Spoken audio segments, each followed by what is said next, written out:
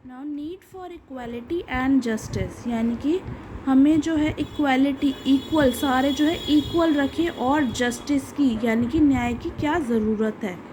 Now जो equality है it is very important element. Democracy जो हमारा क्या है, इक्वालिटी है, जो सबको हम इक्वल रखते हैं, वो बहुत इम्पॉर्टेंट है हमारी डेमोक्रेसी में।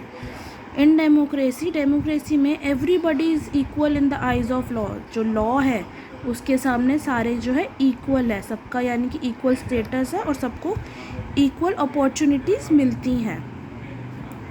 Equality can be achieved only when there is just distribution of resources. Equality कब मिलती है, जब हम इक्वल, जो भी हमारे पास रिसोर्सेज हैं उसकी डिस्ट्रीब्यूशन ठीक तरीके से हो, मतलब अच्छे से सबको दिए जाए सारे resources. Equality and justice go hand in hand and this is highlighted in the policies of the government. यानी कि इक्वल रखना और न्याय देना, ये दोनों साथ साथ चलते हैं, ठीक है, इन द पॉलिसी, गवर्नमेंट की पॉलिसी में। The constitution upholds equality for all.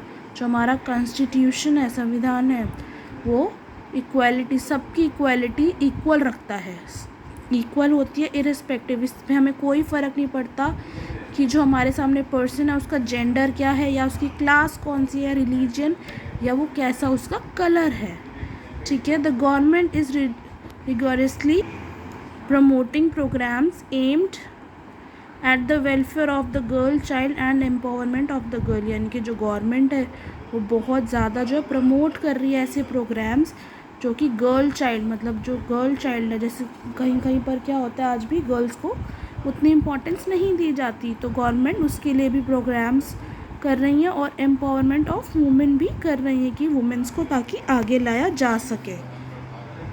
Haryana education, जैसे कि हरियाणा में क्या है, education for women up to graduation level is free.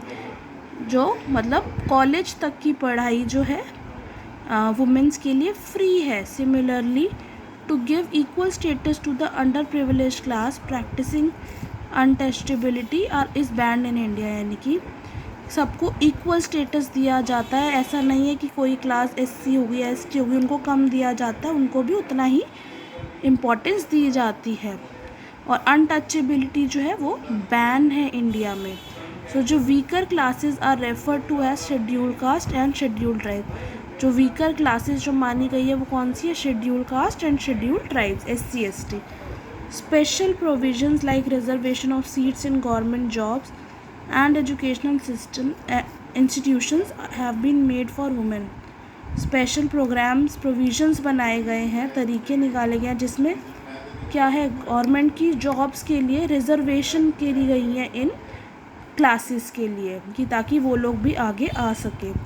और एजुकेशनल इंस्टीट्यूट भी बनाए गए हैं वुमेन्स की पढ़ाई के लिए।